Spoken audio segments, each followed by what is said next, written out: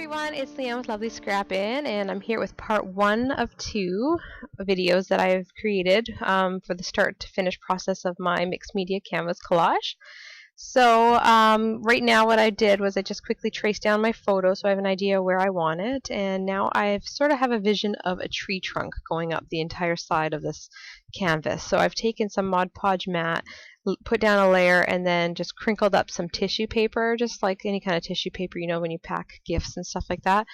I just got some tissue paper from my dollar store and put down a layer, and then Mod Podge, and then another layer, making it really crinkled, and then more Mod Podge. I just do layer after layer just to get a really crinkled, sort of a textured look, and I thought that would be sort of a neat look for a tree trunk. The whole idea of this canvas came from the family outing that I had.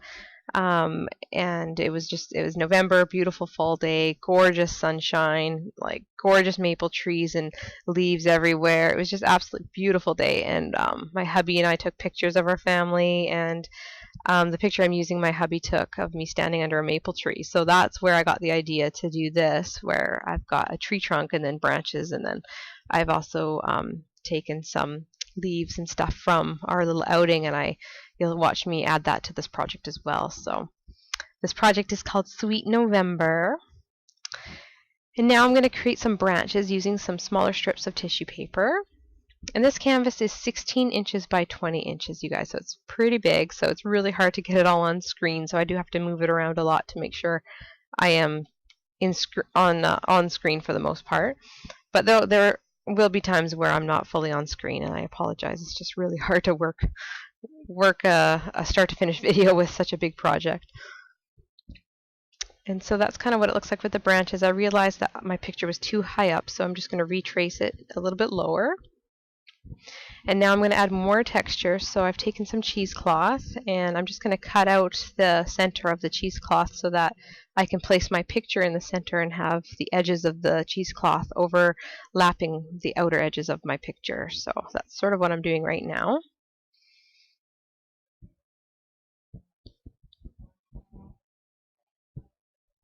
And then I'm going to put down a layer of Mod Podge down here, and put a fairly good amount on there, and then I'm going to add my photo on top of that and seal it down nicely, and then just add another layer of the Mod Podge over top just to seal my picture completely. So that'll help protect it, because I'm going to be doing a lot of painting and spraying and all kinds of stuff. I also do use baby wipes over top when I do my painting, which you'll see later, and that helps to protect the photo.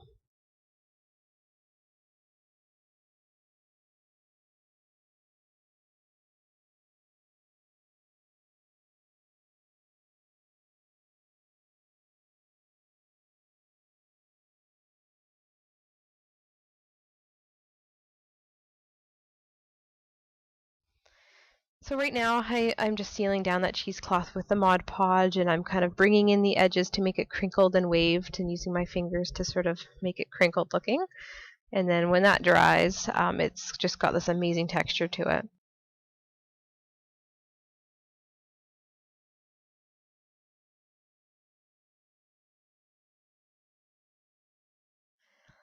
And now I'm just taking some nice big chicken wire, which is perfect for this big project, and I'm just cutting off different pieces in different shapes to add to different spots of the canvas.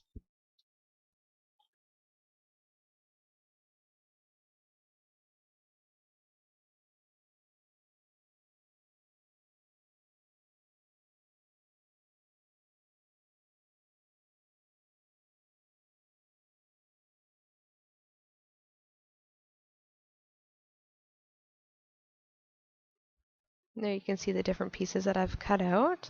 And then I'm just pulling out different things from my stash, some different trims, some burlap, some laces, crochet trim, a doily type flower, just some random pieces that I wanted to add to the background, just to add some really cool texture. So I'm just playing around with the placement right now, and putting things where I think it might look nice.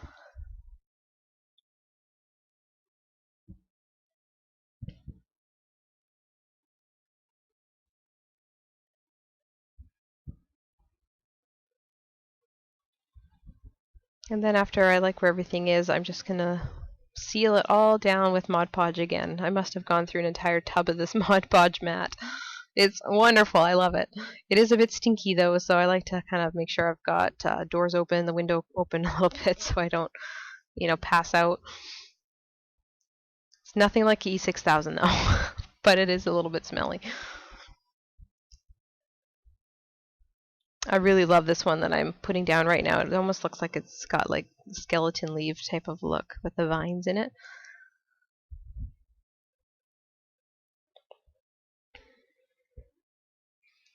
And here you can see me clamping down the chicken wire because of course the chicken wire is never going to lay perfectly flat on your canvas. So you have to lay down a lot of adhesive, which is the Mod Podge I'm using, and then I just clamp some edges down, and then I use heavy objects over top to sort of place down on top of it so that it would dry flat against the canvas, and then I just take off the object afterwards, and it doesn't stick, the object won't stick to the canvas at all. It'll maybe have a little bit of glue on the bottom of it, but that's okay. And so here's a nice picture I had to take. I thought it was funny. I use all types of heavy objects I could try to find around the kitchen and put it down on all of the chicken wire that I put down, and then I just let it set overnight, and then I went over it with a layer of Mod Podge again, let that dry, and then right now I'm just going over with a layer of gesso just to prime it all for when the painting process happens.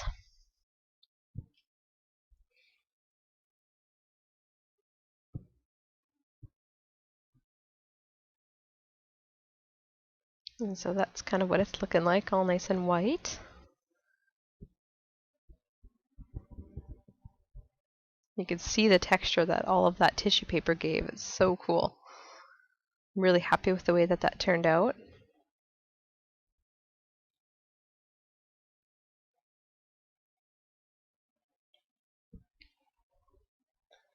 And then next I'm going to start taking some of the pieces that I gathered from our walk and our little outing. I pulled some things off the trees, like those green ones I pulled right off the trees. These leaves I just found on the ground, and I just layered them all with Mod Podge mat and let them dry and put a good thick layer on it, because I actually collected those and then didn't start working on this project until a week later, and I didn't want the leaves to dry up and get all gross and ugly looking. So that's why I sealed them. It makes it, sealing them early makes it a little bit more difficult putting it onto the canvas because it curls up a little bit. It does add texture when it's all kind of curly and stuff, but when you place it down, it just makes it a little bit more difficult to adhere it down, and it might crack a little bit, so you just have to be careful. But it ended up working out nicely. I had to use a little bit of hot glue adhering them down along with the Mod Podge so that they would stay down, but the look of it in the end I really enjoyed.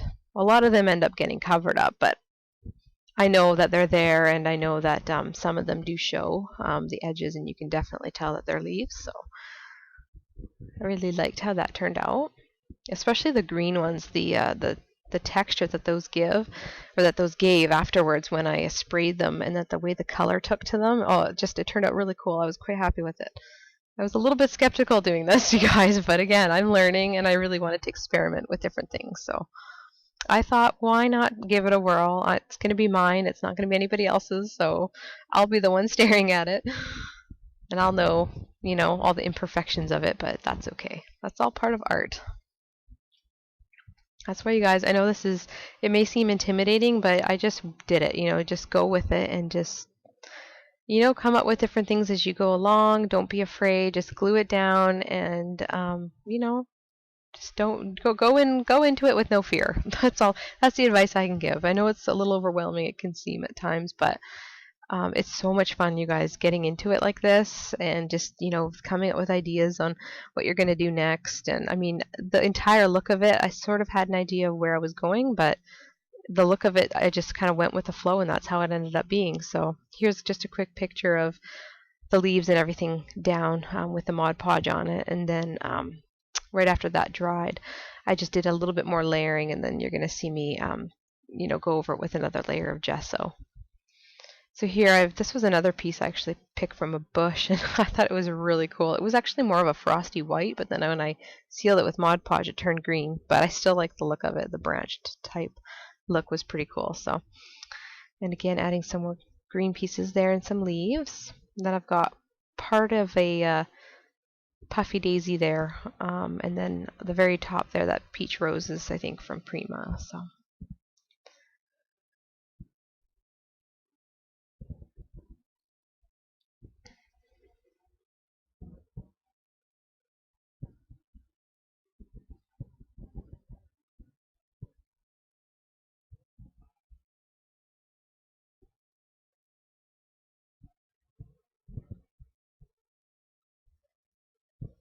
I just added some hot glue to that leaf there and adhered it down.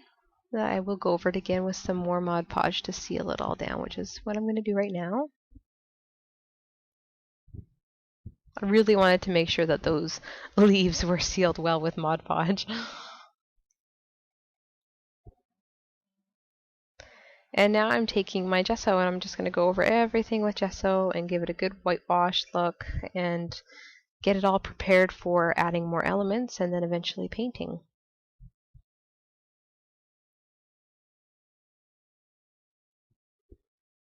Here I just took an older paintbrush and I'm just sort of pouncing the paintbrush straight down to get into the little cracks and crevices of the branches here.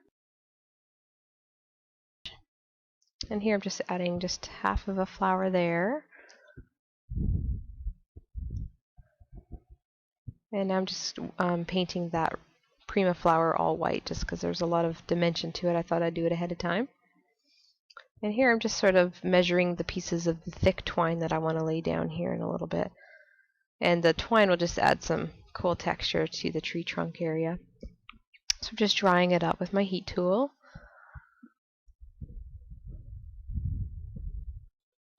And now I'm just going to take some hot glue and I'm just going to adhere the thick twine down in sort of like a squiggly sort of a pattern, no rhyme or reason to it, just sort of randomly going down like bark would on a tree sort of a thing. So I'm just adding more texture to that area. That's pretty much all I'm doing.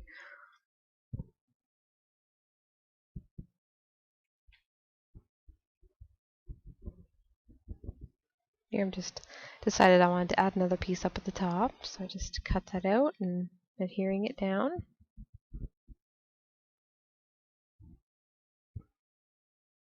I'm not really worried about the hot glue, you know, if some comes out a little bit at the side.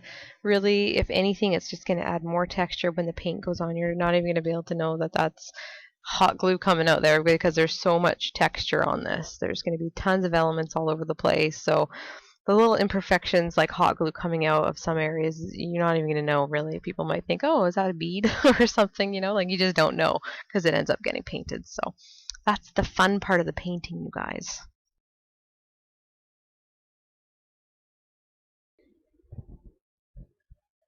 So here are some Lindy Stamp Gang charms. I really knew I wanted to incorporate them. I love them. They're brass. I'm not really into a brass color, but the cool thing is, of course, you can alter them either with alcohol ink or paint, which is what I do here. And all I've done is I've just taken a whole bunch of different pieces of items from my stash and I've just, you know, I've got them in these little containers all around me. You can't quite see very well, but I've got containers of pieces all around me and I've just taken things out and I'm just, you know, layering things and placing things on there, and then, you know, things end up getting changed around quite a bit on this canvas, but that's the entire process of it, right? You just kind of place things down and see where you like it, and then it might end up getting moved. I've even glued some things down and actually ripped them up because I didn't like it afterwards.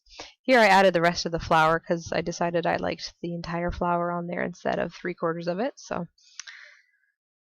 and then I'm just adding some different pieces. I've got different things like that swirl thing is just an ornament hook for Christmas. This is just a vintage pen nib that I got, and I've got a hinge there, you know, lots of different types of flowers and a cameo there, and just random things. Some things I don't even know, like that metal thing that I'm holding right now. I don't even know what that is, you guys. I just bought it for 25 cents at a thrift store because it was metal.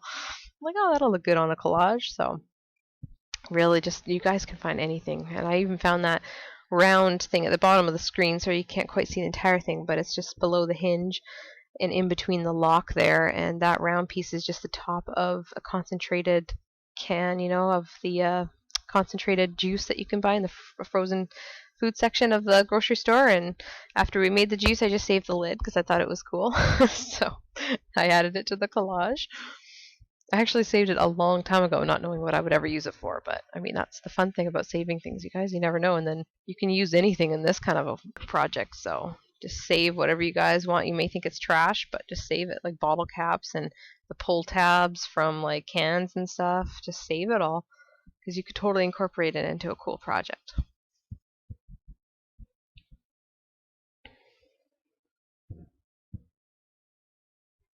And here I'm just layering some different metal pieces of flour, and then I end up putting a little button in there. Alter things a lot by cutting and bending and manipulating.